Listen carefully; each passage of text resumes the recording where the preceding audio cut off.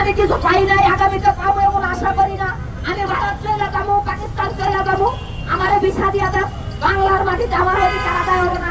বয়স হয়ে যাইতেছে, দূর হয়ে যাইতেছি, টাকা পয়সার অভাবে বিয়ে শাদী করতে পারতাছি না। আমার ডক্টর ইউনুসের প্রতিও খুব, বিএনপির প্রতিও খুব, এনসিপির প্রতিও খুব, ডিবিনুরের প্রতিও খুব। আজকে শ্রমিকের মজুরি 25,000 এখনো বাস্তবায়ন হয় নাই। কিসের নির্বাচন? আমি গার্মেন্টসে কাজ করছি, গাড়ির হেল্পারি করছি, রিক্সা চালাইছি, আজকে আমার মজুরি হয় না। কামচা আমার কাজ করছি, আজকে আমার মজুরি বাড়ে না, ওষুধ কিনতে পারি না, খাদ্য কিনতে পারি না, বস্ত্র কিনতে পারি না। কি সংস্কার আপনারা করেছেন?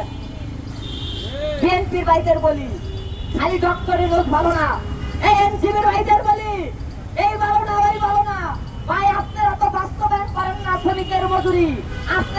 আপনারা না হয় ভালো, কিন্তু আপনারা কতটুকু আপনারা সফল? আমার শ্রমিক